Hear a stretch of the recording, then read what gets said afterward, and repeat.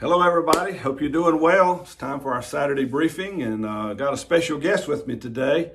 I've had a couple over the last couple weeks. We had Pastor McGinnis, Gerald McGinnis, a couple weeks ago, and really enjoyed talking to him. Well, I have another great man of God here, personal friend of mine as well.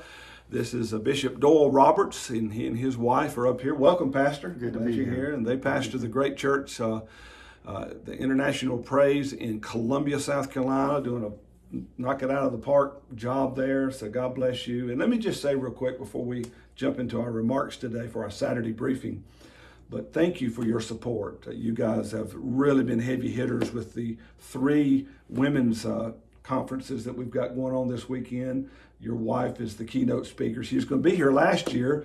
I don't know. I can't remember now, but some little something happened and we didn't get to have it, you know. COVID. Oh, yeah. And so, kind of an earth-shaking thing, so we didn't get to have it. So they're up here this year. And thank you, Pastor, for your support from day one. But anyway, welcome to the region.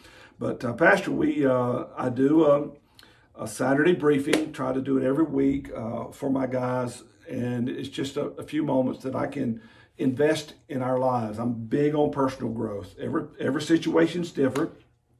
You and I both attended the RISE conference, and we got off the airplane. There were 6 million people in Tampa. 30-minute Tampa Metro, there's 6 million people there. Well, South Carolina has 6 million people. The whole state, it would take the whole state. And up here, we have 2.5 million in all 3 states. So that's like almost 3 times as large, just in a 30-minute drive of any local church there in Tampa Metro. So things are going to be different wherever you go. Demographics matter. Obviously, I'm better looking than you. And, that's right. No, you and I have different skill sets. Well, I think both of our wives are really kinder than we deserve. But anyway, we both married up. Yes, we've drifted off the road here, guys. We're in the ditch. I'm going to pull it back. But of course, none of you can cast stones. I've looked at all of you too. So no, I'm just kidding. But so we're all different. But one thing we can do is that we can grow ourselves. Right. We can grow. And we were both talking about this. We were part of a mentoring group there in South Carolina. My bishop at the time asked me to start one. And so I just kind of threw the net out and the invitation. And we just had a good group that consistently showed up every month. And we just worked through things. And we all grew together. And all the churches are different sizes, but I think we can say with integrity, just like you guys, as you got started, now International Praise is one of the leading churches in our movement, especially in South Carolina. You are a man of influence there in the state, has served on the council numerous times and other boards and committees and the district overseer. And it all started those years ago when we all showed up in a room and just began to grow together. And it wasn't just that mentoring group, but it was a mindset. And a lot of those guys, virtually all of those guys and gals have grown. Their churches have grown, their lives have grown. It's because they grew themselves. Right. And so, guys, you know this. This is not new. This is not the first time you've heard this, but all of us are different. I've got churches on the prairie. You're going to be in Lemon tonight.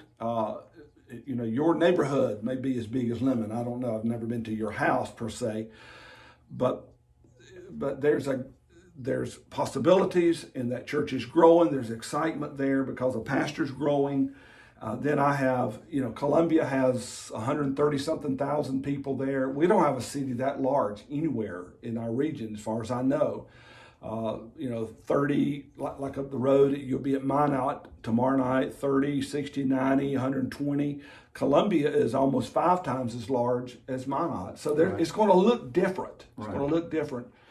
But when we grow ourselves, trust me, guys, your ministry and gals, your ministry is going to grow, the fruitfulness of your life. And so, Pastor, doing specific things that you do in Columbia may not work on the prairie in Lemon or in Minot or over. I talked to Pastor Mosslander, Tim Mosslander today in Butte, Montana. You'll be in Kalispell. You were also scheduled to be our camp meeting speaker last year, so you'll be in Kalispell in a few weeks. So it may not those specific things, but what was the mindset? What are two questions to address today? What are you doing? What have you done? And what are you doing to grow yourself that will work anywhere?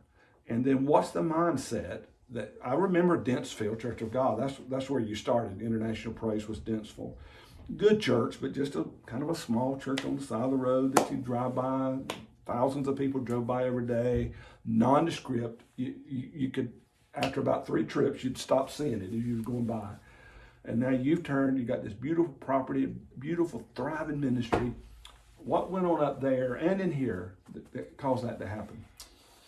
Well, I heard a wise man say one time, be intentional. And Sounds like I've heard that. I've said that a few times. I think that was one of the big things that you said. But, sometimes you need words to put to what you do anyway. And so I can see over the course of my own life that I was always intentional about going to the next people that are doing it better than I'm doing it. Whether it was military, or whether if it's the insurance profession, or if it was ministry.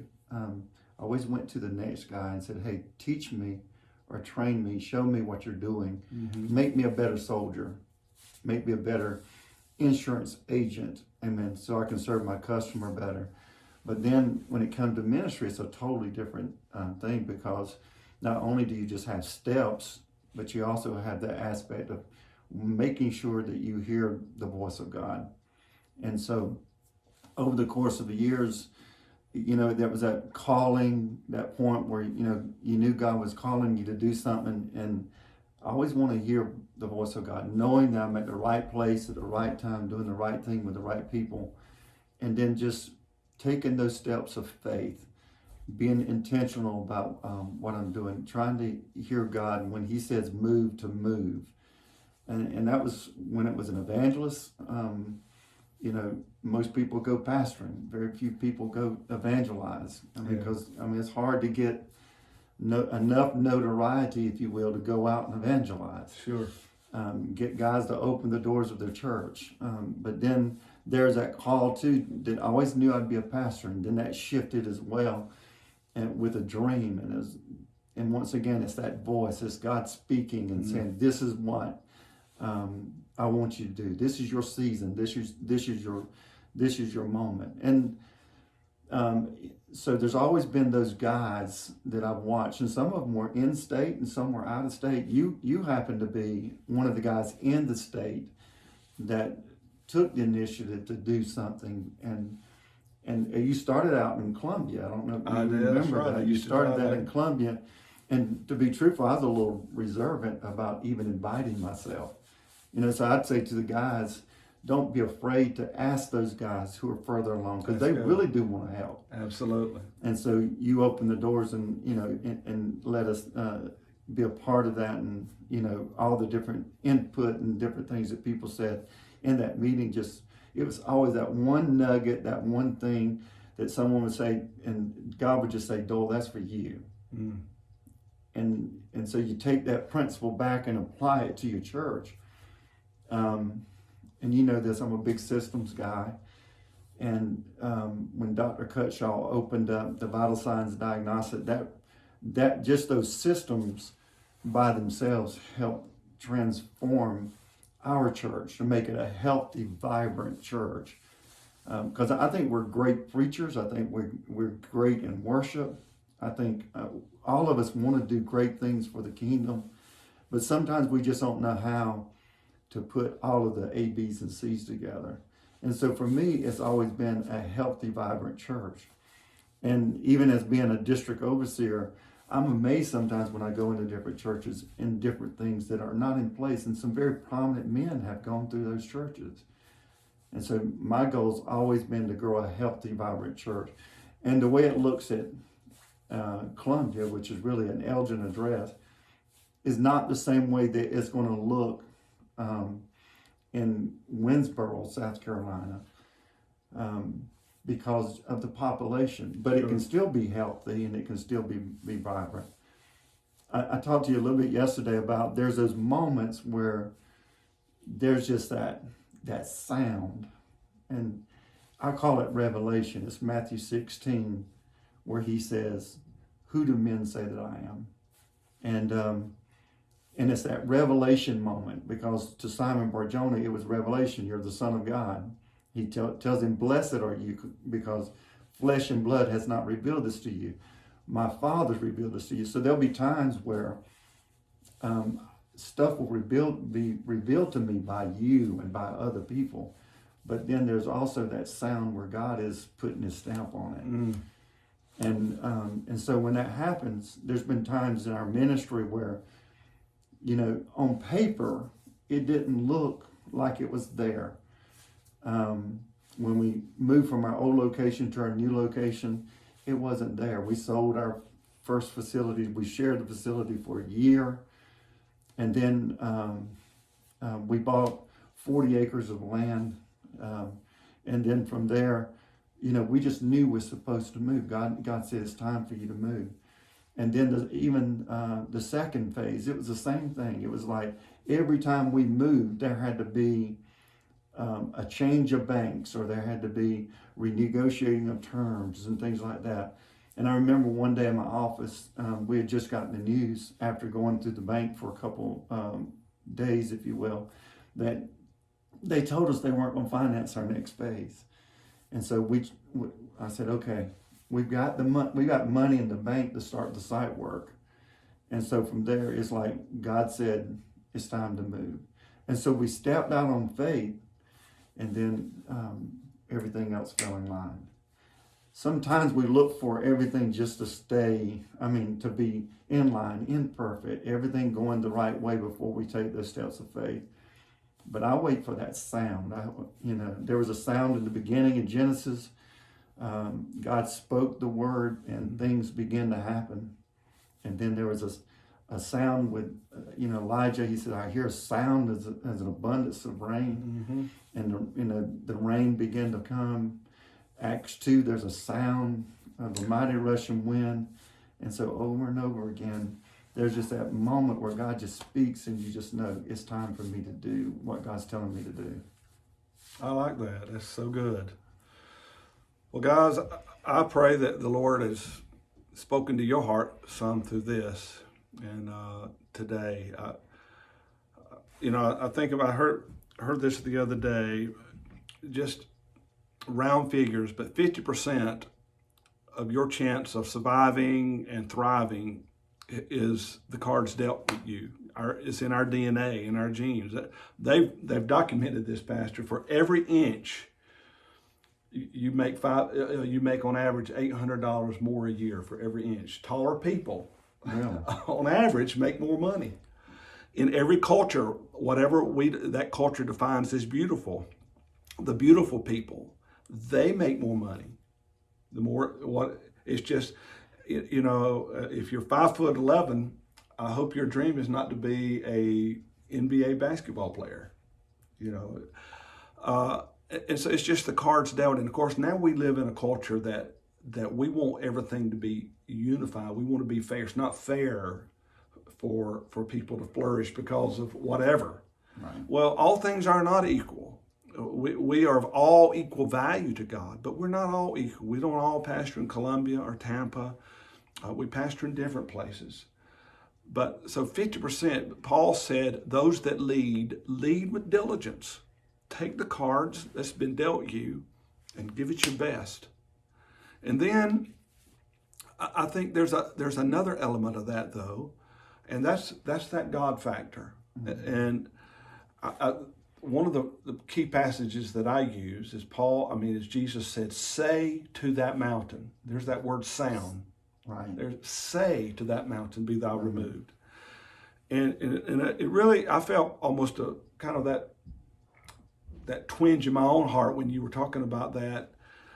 Who do men say that I am? But then who do you say? And your own life, Pastor. People in your church, others have said, this is what they say they are. This is what others say about your church. This is what others say about you. But at the end of the day, who do you say? What are you going to say about it? You're going to what has God put in your heart? And so believe in yourself, and more importantly, believe in God. Grow yourself. Listen for the sound. Dare, if you do the math and it all adds up, so a lot of times that's how we do our budget. We brought in X amount of dollars last year, so we'll make our budget to fit that. We know we can do that. Well, then you're letting your past define your future. The math will never all add up. If you've got a vision for the future, it's going to always exceed where you're at now. Dare to grow into it. Take that first step. There's one thing I was reading this morning, and it's a devotion by Zig Ziglar, and he said when Moses went to Pharaoh, he asked him, "When would you like for me to pray for these frogs to be removed?" He gave Pharaoh the opportunity to choose when he wanted it to happen, and Pharaoh's answer was tomorrow. Yeah, thank you, man. Right now. Why are we going to wait till tomorrow? Absolutely. When we can make the decision today. That's good. That's good. God sent the man. Yep. With the answer. Right then and there, it could have happened. Right. Yeah, that's good. I like that. So anyway, there you go, guys. I love you. I have such a wonderful church family up here. These are great men and women of God, and you get to meet some of them. Yes. Montana. And the next few days of the next we'll three spots, we'll be in Lemon and Minot and Wapaton. So looking forward to it. So some of the Kingdom of God's finest right here. So love you guys. I'll see you around the bend. Take me a little while, but I'm coming to your town. Keep us in your prayers, and I keep you in mind. Let's keep running to win. Let's keep growing to win. Bless you.